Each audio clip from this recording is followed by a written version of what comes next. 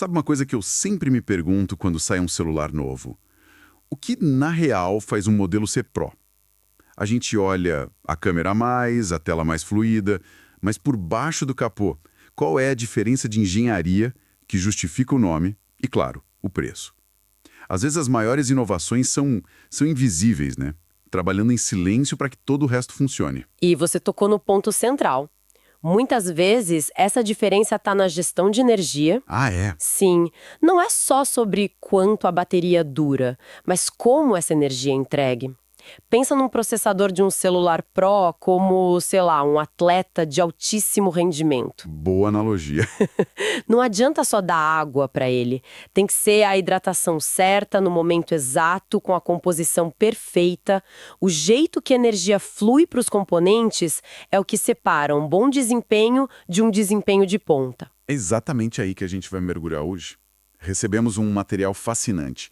Uma coleção de diagramas de circuito e análises técnicas bem detalhadas de um sistema de energia específico, o PPVDS-NS-BPIX. Um nome bem técnico. Pois é, um nome que não diz nada para a maioria das pessoas, mas que, pelo que as fontes indicam, é uma das peças-chave que define os iPhones Pro recentes. Nossa ideia aqui é entender o que é isso, como funciona e por que é tão importante. E o que esses diagramas revelam logo de cara é que não estamos falando de um pequeno ajuste. É uma mudança de filosofia. Como assim? O material mostra uma evolução de um sistema de energia que era relativamente direto, quase uma linha reta, por uma arquitetura muito mais sofisticada, que começou a aparecer justamente quando as exigências de processamento deram um salto. Ok, vamos abrir esses diagramas e tentar entender. A primeira impressão é: uau, isso é complexo. Não é simples. Não é um chip único fazendo um trabalho. É um ecossistema. Pelas anotações, temos aqui 2 circuitos integrados principais e um monte de outras pecinhas ao redor. Exato. Se a gente detalhar o que as fontes mostram, os componentes centrais são 2 ICs, ou circuitos integrados, que nos diagramas são o U4000 e o U4200. Ok. E trabalhando junto com eles, tem um exército de 7 indutores, que são aquelas pequenas bobinas que ajudam a regular a energia. Mas o que já salta aos olhos num dos esquemas é o layout físico. O que tem de especial? Os componentes não estão todos juntinhos, eles estão espalhados em lados opostos da placa lógica. Peraí, isso me parece contraintuitivo. Se eles trabalham juntos, por que colocar um de cada lado da placa? Isso não complica tudo? A comunicação entre eles, o espaço que ocupa? Complica, e muito. É um desafio de engenharia tremendo. Colocá-los em lados opostos significa que você precisa de conexões que atravessem as camadas da placa, o que pode introduzir ruído elétrico se não for muito bem projetado. E tem o calor, imagino. Exatamente. Tem a questão do calor. Esses componentes geram calor, e espalhá-los ajuda a gerenciar a dissipação térmica, evitando que um único ponto da placa vire um forno. É um quebra-cabeça complexo. Então eles trocam a simplicidade do design por eficiência térmica. Isso, eficiência térmica e possivelmente um melhor isolamento elétrico. A decisão de fazer assim já nos diz que o trabalho que esse circuito realiza é muito intenso. Faz sentido. É uma solução complexa para um problema complexo. Mas isso sempre foi assim. Nos iPhones mais antigos, a gestão de energia também era esse quebra-cabeça. Aí é que está a grande mudança que as fontes destacam. Os diagramas comparativos são bem claros. Que eles mostram. Nos modelos anteriores, a arquitetura era o que a gente pode chamar de elegante de tão simples. A energia saía da bateria e ia para um único e poderoso chip de gerenciamento de energia, o PMC. Um só. Um só. As fontes até citam alguns nomes de código, tipo Tigris ou Rubicon. Esse chip único pegava a voltagem da bateria e a convertia diretamente para a principal linha de alimentação do sistema, a VDD-MEM. Então era um caminho direto, bateria, PMC e o resto do celular. Parece mais simples e, honestamente, talvez até mais robusto. Menos peças, menos coisas para dar errado. Por que abandonar isso? Essa é a pergunta de $1 milhão. A resposta é desempenho. Ah, O sistema antigo era ótimo, mas tinha um limite. Conforme os processadores ficaram mais gulosos por energia e principalmente mais dinâmicos, o que você quer dizer com dinâmicos? alternando entre um estado de baixo consumo e um de altíssimo desempenho em milissegundos. Aquele sistema de caminho direto começou a não dar conta. Era como tentar alimentar um motor de Fórmula 1 com a mangueira de jardim. Funcionava, mas não permitia extrair a potência máxima com estabilidade. Entendi. A demanda por energia ficou tão variável e intensa que eles precisaram criar uma espécie de subestação de energia no meio do caminho? Exatamente essa é a ideia. O circuito PP-VDD-DS-NBPIC é essa subestação. A energia da bateria agora passa primeiro por todo esse sistema, os 2 ICs e os 7 indutores, que a refina, estabiliza e prepara. Só depois desse tratamento VIP é que a linha VDD Main é criada. Essa complexidade extra não foi uma escolha, foi uma necessidade. Imposta pelas novas CPUs e GPUs. Exato. E uma das fontes tem um gráfico que parece explicar o molho secreto disso tudo. Mostra umas ondas elétricas meio bagunçadas se transformando numa linha quase perfeitamente reta. O nome da técnica é interleaving. É aqui que a mágica acontece. É exatamente aqui. Interleaving, que a gente pode traduzir como intercalação ou entrelaçamento de fases, é uma solução de engenharia brilhante. E como funciona? A melhor analogia que as fontes se inspiram é a de empurrar um carro. Se você tem 4 pessoas e todas empurram ao mesmo tempo, o carro se move aos solavancos, né? Sim, com impulso e parada, impulso e parada. Isso, mas se elas empurrarem numa sequência rápida e coordenada 1, 2, 3, 4, 1, 2, 3, 4, o movimento do carro se torna incrivelmente suave e contínuo. Que analogia ótima. Então, em vez de um grande pulso de energia de cada vez, são vários pulsos menores e intercalados que, somados, dão um fluxo constante. Precisamente. A energia chega mais lisa, sem picos e vales tão agressivos para o processador. Exato. E o benefício disso vai além da suavidade. Essa técnica permitiu que os engenheiros resolvessem outro problema antigo. Qual? Para medir quanta corrente um circuito estava consumindo, o método tradicional era colocar um componente chamado resistor R-Sense no caminho. Era uma solução de força bruta.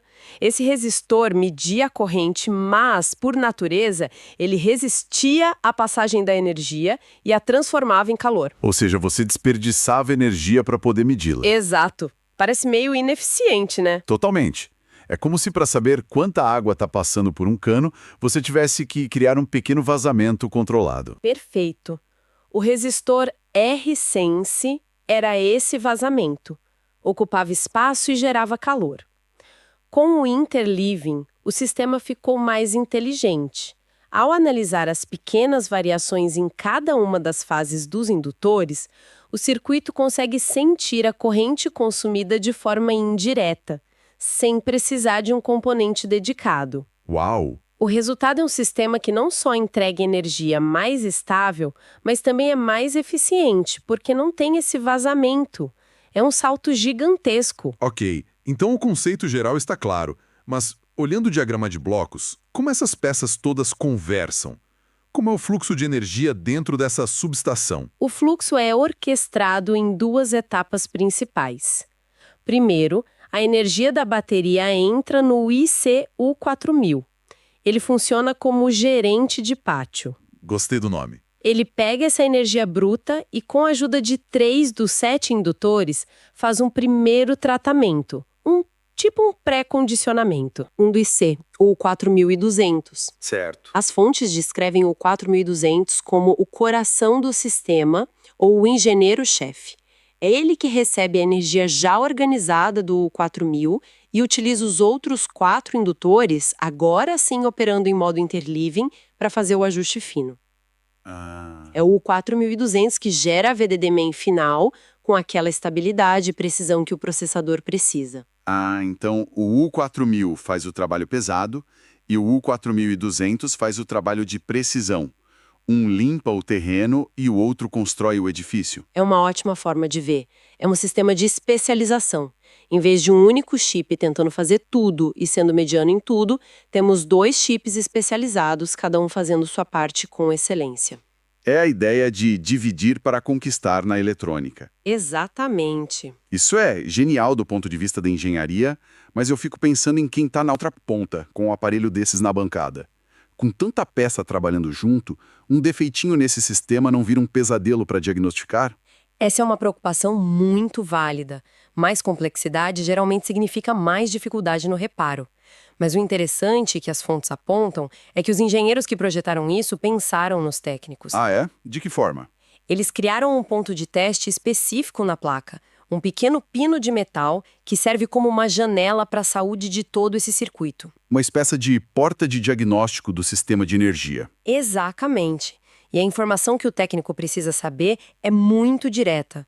Ao medir a voltagem nesse ponto de teste, o valor esperado é de aproximadamente 4 volts. Que é próximo da voltagem da bateria. Isso, o que faz todo sentido.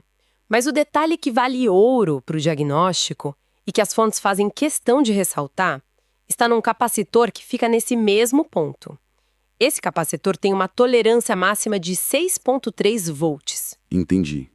Então, qualquer coisa acima disso é um sinal de alerta. É mais que um alerta, um diagnóstico quase instantâneo.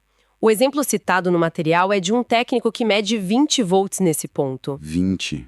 Nossa. Isso não é só um valor alto. É um valor impossível em operação normal. Indica uma falha catastrófica em um dos ECs. Então, em vez do técnico ter que testar tudo, uma única medição ali já diz: o problema está aqui e é grave. Uau, isso é um alívio, na verdade. Que bom que pensaram nisso. Sim, essa complexidade toda veio acompanhada de uma ferramenta de diagnóstico inteligente. Agora, uma coisa que está me intrigando. Essa arquitetura de energia super avançada está em todos os iPhones novos ou é um daqueles mimos dos modelos mais caros? Essa é a pergunta que amarra toda a nossa conversa. E uma das fontes tem uma tabela que responde isso de forma definitiva. A resposta é não. Não está em todos. Não. O circuito PPVDDS-NSB-PIC é uma característica de hardware exclusiva dos modelos Pro. Peraí. Você está me dizendo que se eu abrir um iPhone 15 padrão e um iPhone 15 Pro, a placa-mãe ali na região do processador tem um layout de energia completamente diferente? Exatamente. Isso é uma diferença muito mais fundamental do que eu imaginava. De acordo com a tabela, este sistema está presente no iPhone 13 Pro e Pro Max, no 14 Pro e Pro Max e no 15 Pro e Pro Max. E ausente nos modelos padrão. Está ausente em todos os modelos padrão correspondentes, o 13, o 14 e o 15. Eles continuam usando uma arquitetura mais simples, mais parecida com a dos modelos antigos que a gente discutiu. Isso muda tudo. Então o selo Pro não é só marketing ou uma câmera a mais. Existe uma engenharia de base, uma fundação diferente para suportar o desempenho extra. É a única conclusão lógica.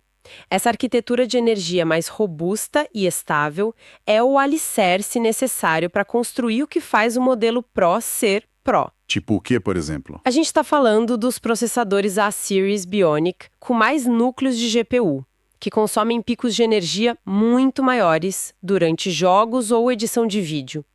Estamos falando das telas ProMotion, que variam a taxa de atualização de 10 a 120 vezes por segundo. E exigem que a energia se adapte a essa demanda de forma instantânea. Isso.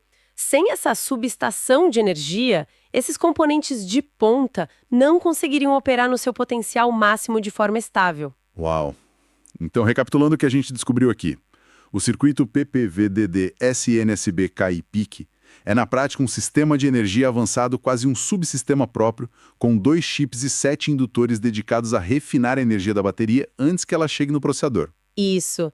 E ele usa essa técnica super inteligente, o interleaving, para entregar essa energia de forma incrivelmente suave e estável. O que aumenta não só o desempenho, mas também a eficiência, porque elimina componentes antigos que desperdiçavam energia. E a revelação mais importante.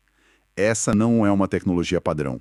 É um diferencial de hardware exclusivo dos iPhones Pro desde a geração 13 e é a base que permite que os recursos mais exigentes desses aparelhos funcionem. É, literalmente, parte do que paga o Pro no nome. Exato. Eu só adicionaria que entender um circuito como esse, que parece um detalhe técnico super específico, nos dá uma visão do futuro. A complexidade na gestão de energia, de calor, de dados, só vai aumentar. Saber como essas soluções são implementadas hoje é fundamental para quem trabalha com essa tecnologia. E isso me deixa com um pensamento final para quem nos ouve. As fontes que a gente viu hoje sugerem que essa arquitetura deve continuar nos próximos modelos Pro.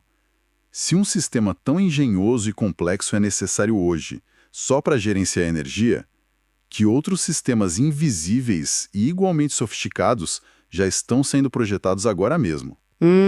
Para lidar com o calor dos novos chips de inteligência artificial, com a velocidade das redes do futuro ou com a segurança dos nossos dados, de maneiras que a gente ainda nem consegue imaginar. O que mais está escondido sobre o capô? Sabe o que realmente faz um iPhone Pro ser, bom, Pro? Hoje a gente vai mergulhar fundo em um dos segredos de engenharia mais bem guardados da Apple. É um circuito de alimentação que, sinceramente, é uma verdadeira obra de arte. Olha só para essa placa. No meio de tantos componentes, tem um conjuntinho ali que parece bem comum, né? Mas é ele o coração da eficiência energética dos modelos Pro. Esse é o circuito PP_VDD_SNS_BPIC e pode acreditar, ele é muito mais do que aparenta. Então, fica a pergunta, para que essa complicação toda? Por que a Apple iria desenvolver um sistema tão robusto só para os seus modelos mais caros? Pois é, a resposta para isso muda a forma como a gente entende a gestão de energia num celular moderno. Para desvendar esse mistério, nosso roteiro está traçado. A gente vai começar revelando o segredo por trás da energia dos modelos Pro. Depois vamos desmontar esse circuito peça por peça, entender a técnica genial que faz ele funcionar, ver o que isso significa na bancada para os técnicos e, no final, amarrar tudo isso. Vamos lá, então. Chegou a hora de abrir essa caixa preta e espiar como essa maravilha da engenharia funciona de verdade por dentro. E aqui estão os nossos protagonistas. A gente não está falando de um, mas de dois circuitos integrados principais, o U4000 e o U4200. E eles trabalham junto com 7 indutores. 7? É uma verdadeira orquestra de componentes. E é essa harmonia que faz tudo ser tão eficiente. Pensa nisso como se fosse uma linha de montagem de altíssima precisão, sabe? O primeiro estágio, que é comandado pelo U4000, ele meio que prepara e condiciona a energia. Aí o segundo estágio, com o U4200, dá o toque final, entregando a VDD-Man, a principal linha de energia do aparelho, de um jeito absolutamente impecável. E é aqui que a gente vê o salto de qualidade. Antes, era bem mais simples. Um único PMC fazia o trabalho todo de criar a VDD_Man. Funcionava, claro, mas para a performance que os modelos Pro exigem, a Apple teve que reinventar a roda, criando esse sistema super dedicado. É a diferença entre um motor comum e um motor de alta performance. Vamos dar uma olhada primeiro no final da linha, o U420. Ele é tipo o mestre finalizador. Com seus 4 indutores, ele pega a energia que chega e transforma naquela VDD_Man super estável e limpinha que vai alimentar os componentes mais críticos do celular. Tá, mas de onde vem a energia que ele usa? É aí que entra o primeiro estágio. O 4000 e os seus 3 indutores, eles não entregam a energia final, mas sim preparam o pacote de energia perfeito para o U420 trabalhar. É um trabalho de preparação e é fundamental para o sistema todo funcionar. E aqui a gente vê a coreografia completa. O U4000 começa o movimento, passa a energia para o U4200 que finaliza. É uma dança perfeitamente sincronizada entre esses 2 CIs e os 7 indutores. E tudo isso com um único objetivo: máxima eficiência e estabilidade. Certo, mas por que essa trabalheira toda? Qual é o truque por trás desse sistema que o torna tão superior? A resposta tem nome: entrelaçamento. E é aqui que a engenharia fica muito elegante. A ideia do entrelaçamento, ou interleaving, como chamam, é simplesmente brilhante. Imagina o seguinte: você tenta encher um balde com uma mangueira que solta jatos muito fortes e intermitentes. Vai espirrar água para todo lado, né? Um desperdício. Agora imagina usar 7 mangueirinhas, cada uma com um fluxo suave e alternado. O balde vai encher de forma contínua, estável, sem bagunça. É exatamente isso que esse circuito faz com energia. E esse gráfico aqui mostra a mágica acontecendo. Olha só, na parte de cima a gente vê as ondas de energia de cada indutor, cheias de picos e vales. Isso é o que a gente chama de ripple, ou ondulação. É uma energia suja, por assim dizer. Mas quando o circuito combina todas elas, olha o resultado ali embaixo. Uma linha quase perfeitamente reta. Essa é a energia limpa e estável que um processador de ponta precisa para dar o seu máximo. Ok, a teoria é fascinante, mas vamos ser práticos. Para quem está na bancada, com a mão na massa, se um aparelho desses aparece, o que é preciso saber? A primeira coisa, e talvez a mais importante, é o número mágico. Se você for medir a tensão de saída nesse circuito, o valor que se espera encontrar é esse aqui, aproximadamente 4 volts. E onde medir isso? O ponto de teste ideal é esse capacitor, marcado com um C. Se a medição ali dá um valor próximo ao da bateria, por volta desses 4 volts, é um ótimo sinal. É a primeira checagem para saber se o coração do sistema está batendo direitinho. E é muito importante lembrar, essa tecnologia é um divisor de águas entre os modelos. Como dá para ver na tabela, desde a linha 13 do iPhone, isso é um recurso exclusivo dos modelos Pro e Pro Max. Os modelos padrão ainda usam a arquitetura mais antiga. Esse é um dos grandes diferenciais de ser Pro. Certo. Então, vamos juntar todas as peças do quebra-cabeça. O que tudo isso significa não só para a gente entender o iPhone de hoje, mas para se preparar para o de amanhã. Então, o que a gente leva disso tudo? Primeiro, a nova arquitetura, um sistema de 7 indutores para VDD main nos modelos Pro. Segundo, a técnica, o tal entrelaçamento que é o segredo para uma energia limpa e eficiente. Terceiro, na prática, o ponto de teste-chave mede por volta de 4 volts. E o mais importante, entender isso não é só um detalhe, é essencial. E essa frase resume perfeitamente o porquê de a gente estar falando sobre isso. Conhecer esse circuito não é só sobre um reparo específico de hoje, é sobre entender para onde a tecnologia está indo, é sobre estar um passo à frente. O que nos faz pensar no futuro, né? Se hoje a gente já precisa de 7 indutores e 2 Cs para alimentar um processador top de linha, o que será que vem depois? Conforme a sede por performance só aumenta, como vai ser a próxima grande revolução na entrega de energia? A complexidade só tende a crescer e o nosso desafio constante é entender tudo isso.